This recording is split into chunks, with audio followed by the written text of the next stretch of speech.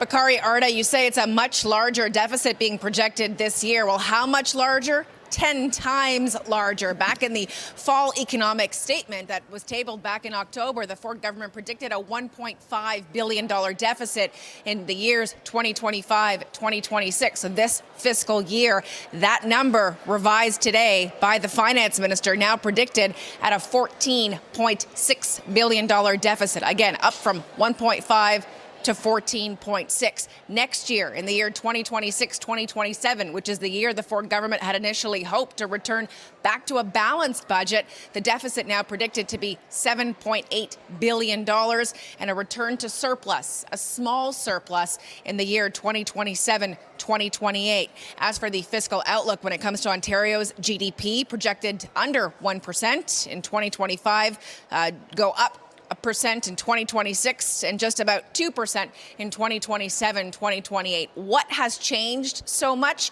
The Trump factor and the decisions being made down at the White House has had tremendous impact, not only on the Canadian economy, but on Ontario's economy. And so the slogan for today's budget, just like the slogan during the Ford campaign back in January, protect Ontario. From what? From the threat of these Trump tariffs, the Ford government pumping in tens of billions of dollars into the economy to stimulate it in order to protect not only small businesses, the manufacturing sector, and workers from these tariffs. And so here's a bit of what we heard from Finance Minister Peter Bethlenfalvy when he stood up in the legislature just about an hour ago. Our government was re-elected with a strong mandate from the people of Ontario to protect the economy and jobs. And we expect the federal government to come along with us. We will continue to use every tool in our toolkit, not only to defend the jobs and industries of this province, but to guide us through one of the greatest economic challenges this province has seen in a generation.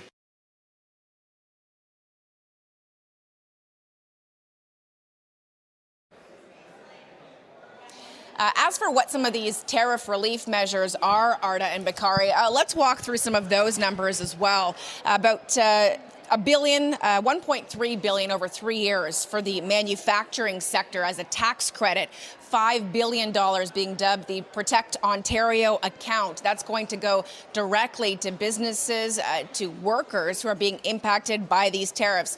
$1 billion being given to those in the skilled trade. Also, $500 million to create a critical minerals processing fund. Keep in mind, the Premier has been adamant that the Trump administration is after Ontario's critical minerals and is interested in them altogether as well. And then when you look at some of the other numbers, $9 billion in deferred provincial taxes for small businesses over a period of 6 months. A lot of relief, though, for workers. Which workers? Those in the manufacturing sector who are being hit the hardest, along with those in the auto sector as well. Bakari and Arda, the official opposition, they view this as a Band-Aid budget. They don't feel that the Premier and his government are addressing some other key issues in this province, like housing, like healthcare, like education. Here's a bit of what we heard from the NDP leader and the Green Party leader. It is a missed opportunity to strengthen Ontario. The government could have built a tariff-proof future with good schools, affordable homes, world-class public health care, and reliable public services. Instead, the Ford government chose more cuts, less relief, and no real support for families who need help right now. People across Ontario have been asking, why weren't we in a stronger position to take on these tariffs and this attack from Donald Trump? Well, this budget offers a clue. This budget ignores the fact that people are going to be hurt by the tariff war, that we need a budget that actually invests in people. This budget talks a lot about cars and infrastructure, doesn't talk a lot about actually investing in people. And the area where that is the most clear is the second biggest crisis facing in Ontario after Trump's tariff threats, is the housing affordability crisis.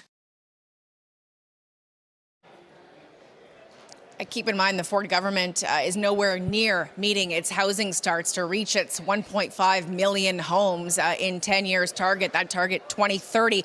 Arda and Bakari, just to wrap up here, the budget includes some $30 billion in total in tariff relief measures. As for whether that's going to be enough to prevent Ontario from entering a recession, the finance minister simply said that he couldn't make that prediction at this point, but hopes it's enough to support workers across this province. Back to you. Continuing live coverage of the tabling of the budget. CP24's Beatrice Vaisman. Thanks.